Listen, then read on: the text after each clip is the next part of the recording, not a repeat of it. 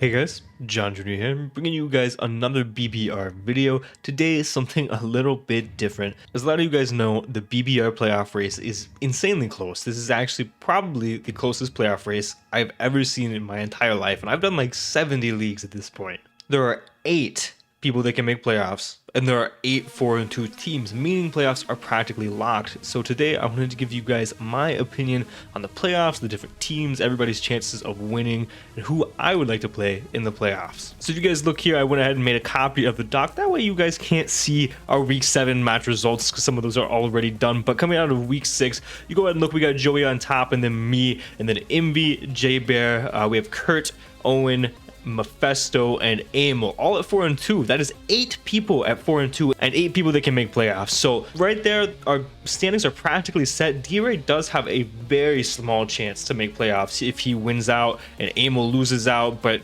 if anybody else loses out, it's not super likely because of the differential difference there, which is a very weird thing to say. But even if D-Ray wins out, there's very small chances. Unless he gets 2 6-0s or 2 5-0s, there's a very small chance that he could make playoffs. So for the sake of this video, we're going to talk about the top 8 teams. At this point, games don't matter except for seeding. And really, seeding doesn't matter. You could kind of match up fish at this point now too. If you like your matchup against somebody else a little bit more than somebody that you are going to play if you win, you could throw a game potentially. I personally am not a big fan of that. I'm going to always play to win. So this is what we're going to do in our last 2 games, but it is something to keep in mind moving forward. As far as the teams go, we have some fantastic teams left in this playoff race, and I'm curious who you guys think, before I talk about any of this, is going to win this BBR season. My personal guess, me.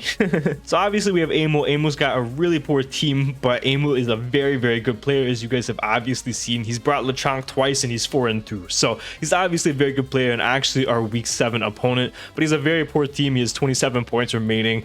Emil, I love you, bro, but I really don't see him winning the championship just because of how good everybody else in the league is as well, on top of his team just being poor. If he had a real team, I think Emil could absolutely win this, but his team is just simply not very good. Envy's team is interesting. He made some transactions recently. I'm sure you guys have been keeping up with that. He actually has Slitherwing, which is a really interesting Pokemon and my favorite Pokemon of the generation. He's got a really cool Sun team with Walking Wake, Tinglu, Torkoal, Slitherwing at the helm, and then he has some other cool Pokemon like Scovillain and Flamigo. So Envy's team is really cool in the sense that Walking Wake doesn't have that many switch-ins in Paldea decks, and he actually recently beat the best Walking Wake check in the game to my knowledge in Clodsire. So, and we all know Envy's definitely a good player, so Envy could definitely win the championship. We have Kurt, which was last season's finalist, who has a really cool team with Iron Bundle and Terra Volcarona. Kurt's a very good player. Very excited to see him go. He actually, in real life, like a minute ago, just hit 1,000 subscribers, so congratulations to him.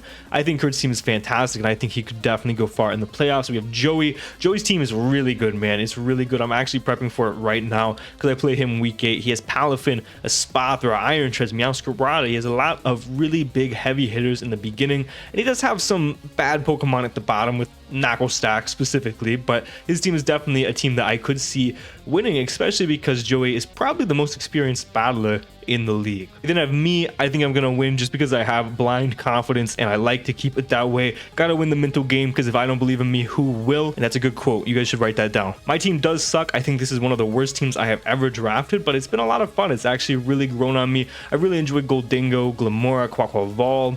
Okay, I lied. I have not enjoyed Quaquaval. I actually tried to actively trade it the past couple of weeks when I was able to, but that's neither here nor there. My team sucks, but I am a good player. I know I'm a good player, and I know I have a chance to win every single game I go into. Owen's team. We go to Owen's team. He has Great Tusk, Iron Moth. His team might be my personal favorite team in the league. I think he has a really good team, and I think he has a good shot of winning it. He's one of the probably top 3 players in the league, depending on who you ask, and I think his team overall is just super good, super hard to prep for, and I think he did a really good job of, no matter who he plays, I like his matchup. I don't think he necessarily has a bad matchup against anybody. And then we have Mephisto. Listen, man, Mephisto picked up low kicks. I got some beef with this guy. Mephisto, he talked all this shit in the draft about how I lose to low kicks, and he picked it up. He's anticipating the rematch. I hope it happens, Mephisto. I hope it happens, man, because you will go out round 1, and I'm sorry to say that, but that's just how it is, because I'm not losing the low kicks. Mephisto's team, obviously, it's a little bit weaker in my opinion, just because Houndstone was his first overall pick. He doesn't have that super good top tier threat, but he definitely makes up for it in the likes of Terra Lucario, which we probably underpriced for how good it is with Terra, on top of other really heavy hitters like Salamence and Cloyster, which forces a lot of prep. His team, it's not bad, it's solid, but it does lack the really good top tier threats. Houndstone, I think he's learned this season, like, it's a good Pokemon, but it's not completely overwhelming in draft like it is in OU, but it's still a good Pokemon. And then lastly, we have J-Bear. I might have lied. I actually think J-Bear probably has the best team. He was my best team coming out of the draft. I think it's between him and Owen for sure. Cinderace, Baxcalibur, Gengar, like, and Garchomp. I didn't even say Garchomp. Like, how do you prep for this team? It's very difficult, and then he has good support pieces in Klefki and Rotom and the Dunsparce, Quagsire. He's got a very good team, and J-Bear is going to be hard to beat. Baxcalibur has been a monster this season. If the season ended today, after week 6, this is what playoffs would look like. Mephisto's ass would get beat round 1. I mean, you guys can go let him know that I said that. Mephisto's ass would get beat round 1, and then we have Imbi versus Owen. Actually, we have Amo versus Pokegame, which would be, I would pay to see that. I would love to see that. And then J-Bear versus Kurt. So these are all really good round 1 matchups, and it would be really interesting to see how it played out. Obviously, standings are not going to stay the same going into final weeks of the season. Everybody has 2 more games to play, and standings are going to get shuffled around. So who do I want to see in round 1? There are 2 people that I really want to see in round 1, if anybody. The first of which is going to be Amo.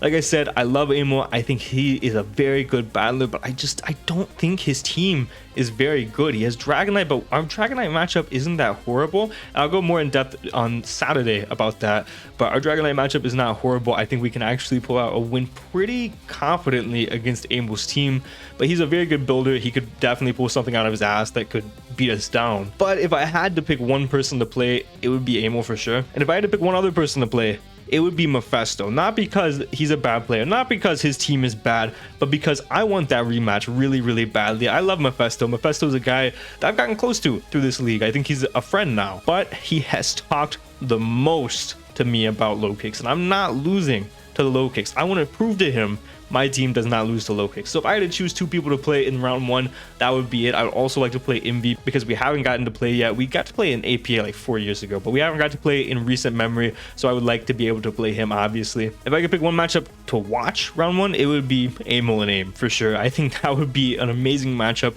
Give my boy Amo some exposure. Hopefully see IceQ do good on the big stage. I think that would be awesome. But yeah, there's not much else to say. This playoff race is super intense, and at this point it's just for differential, so be on the lookout this week 7 to see who is going to place where as far as the standings go. It's going to be super fun to watch, and I hope you guys are getting as excited as we are. Every game matters only for seeding. The top 8 teams are practically locked unless D-Ray wins out, so keep an eye on D-Ray as well. Let me know whose team that you like going into the playoffs. Like I said, if I had to go based off solely teams, J-Bear and Owen have the best teams, but who do I think is going to win the league? Of course, it's myself, the best player in the league, obviously. Thank you guys so much for watching. Be sure to check out all the BBR coaches down below, as well as join the server to get in on the BBR action. And thank you guys so much for watching. And for now, guys, this has been John Jr. signing out.